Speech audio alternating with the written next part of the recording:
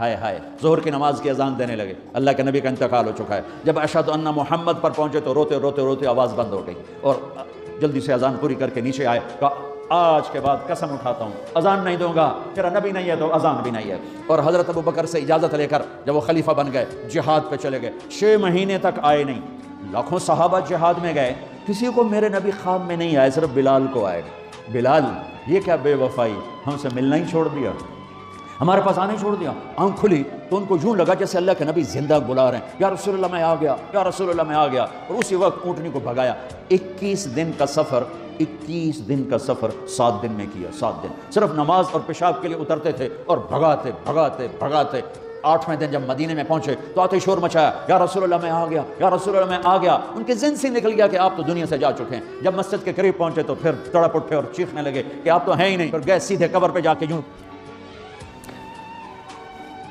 قبر کو لپٹ گئے، یا رسول اللہ میں تو آ گیا ہوں، آپ کہاں ہیں؟ یا رسول اللہ میں تو آ گیا ہوں، آپ کہاں ہیں؟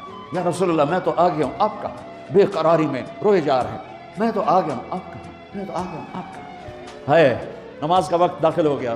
کون سی نماز سے اللہ جانتا ہے، اور سب کو پتا تھا بلال نے قسم کھائی ہے کہ اذان نہیں دیں گے، لہذا کسی کو ضرورت نہیں ہو رہی کہ بلال سے کہیں آج اذان بلالی سنا دے۔ تو چند صحابہ کو خیال آیا کہ نبی کے نواسوں کو سفارشی بناتے ہیں، حسنین۔ تو صحابہ آئے بچوں کے پاس، حسن حسین، کہ بچوں آج کسی کی نہیں چلے گی، تم بلال سے کہو اذان دے۔ تو یہ دونوں ننھے منھے بھائی، حسن 7 سال کے، حسین 6 سال کے، 10 مہینے کا فرق تھا دونوں بھائیوں۔ چچا ایک درخواست کہ میرے ماں باپ آپ پہ قربان، آپ درخواست کیوں کہہ رہے ہیں؟ آپ امر کریں، آپ حکم کریں۔ کہنے لگے جیسے آپ ہمارے نانا کے لیے اذان دیتے تھے آج ہمارے لیے دے دو۔ تو ایک دم وہ رونے لگے۔ بلال کہا ہے میرے بچوں، میں نے قسم اٹھائی تھی کہ میں اللہ کے نبی کے بعد کبھی اذان نہیں دوں گا، لیکن تم پہ تو ہزاروں قسمیں قربان ہیں، میں اپنی قسم توڑتا ہوں اور اذان دیتا ہوں۔ جب وہ چڑھنے لگے اس بی بی کے گھر، قریب ایک انصاری عورت کا گھر تھا جس کی چھت پہ چڑھ کے اذان دیا کرتے تھے، تو سانس رک گئے، سب کے آنکھیں پھٹ گئیں، اور وہ یوں منظر دیکھ رہے ہیں کہ آج بلال تو ہے، محمد مصطفیٰ نہیں ہے۔ آج اذان بلالی تو ہوگی لیکن محمد مصطفیٰ کی جھلک نہ ہوگی۔ جب انہوں نے کانوں میں انگلیاں،